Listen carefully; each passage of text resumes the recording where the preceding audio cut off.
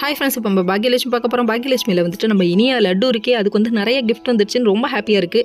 Cake வெட்டி எல்லோரும் ஹாப்பியாக வந்துட்டு கொண்டாடி முடித்தாலும், அதாவது நம்ம கோபிக்கு வயிறு எரிச்சல் இருக்கே. என்ன விஷயத்துக்காக எரியுது? நம்ம பழனி சாரோட அக்கா போகும்போது போகிற போக்கில் இவங்க கடுப்பாகட்டும்னு நினச்சி சொன்னாங்களா என்னன்னு தெரியலங்க. அதாவது பாக்கியாவுக்கும் பழனிக்கும் இன்றைக்கி முடிவு பண்ண போகிறோம், பேச போகிறோன்னு சொல்ல எங்கே பேசிடுவாங்களோன்னு பயந்துக்கிட்டே இருந்தார் நம்ம கோபி.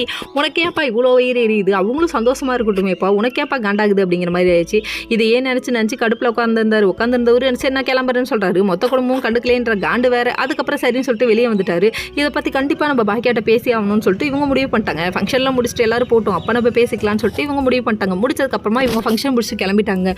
மறுபடியும் பார்க்குறாரு, எங்கள் பாக்கியாவோட ரெஸ்டாரண்ட்டுக்கு போய் பார்க்கலான்னு சொல்லிட்டு அங்கே போனால் அங்கே பாக்கியா இல்லைங்க. அதாவது எங்கே இருக்காங்கன்னு பக்கத்தில் இருக்க பழனி சாரோட கடையில் இருக்காங்க, அது பேக்கரியில் இருக்காங்க. உடனே வந்துட்டு வா குடும்ப விஷயமா பேசணும்னு சொல்லி கூட்டிகிட்டு வந்து செம்மையாக திட்டுவார். இந்த லேம்ப் போஸ்டர் பின்னாடி எதுக்கு போகிற, நீ லவ் பண்ணிட்டு சுற்றுற அப்படி இப்படின்னு பேச, நீலாம் ஒரு அம்மாவா அப்படி இப்படின்னு கண்ணா பின்னான்னு பேச ஆரம்பிச்சிட்டாரு.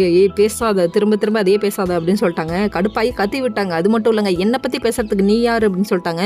இது மாதிரி அவங்க அக்கா நான் கிஃப்ட் எடுத்துகிட்டு வர வழியில் இனியாவுக்கு கேக் வெட்டுற டைமில் அவங்க என்கிட்ட சொன்னாங்க இந்த விஷயத்தன்னு சொல்லிட்டாங்க. நீங்கள் ஏன் கற்பனை பண்ணிக்கிட்டு பேசாதான்னு சொன்னதுக்கு இல்லவே இல்லை அவங்க தான் சொன்னாங்கன்னு சொல்லி காதில் விஷயத்தை போட்டு விட்டாரு. போட்ட உடனே நம்ம அப்செட் ஆகிட்டாங்க. பாக்கியா திரும்ப பேசாத, நீ வெளியே போ அப்படின்னு சொல்லிட்டாங்க. ஒரே வார்த்தையை மூஞ்சில் அடித்த மாதிரி சொல்லிட்டு வெளியே போனாலும் நம்ம பழனி சார் வீட்டுக்கு போய் விஷயத்தை கேட்டாங்க. கேட்டதுக்கு அவங்க அக்கா ஆமான்னு சொல்ல அவங்க மனசு உடஞ்சு போயிட்டாங்க. இப்பெல்லாம் நீங்கள் நினைக்காதீங்க, யார் முன்னாடி கேட்காதீங்க, என் குடும்பம் தான் முக்கியம்னு சொல்லிட்டாங்க. வேற லெவல்ப்பா அப்படிங்கிற மாதிரி பழனிக்கிட்ட கேட்போன்னு வந்துட்டாங்க.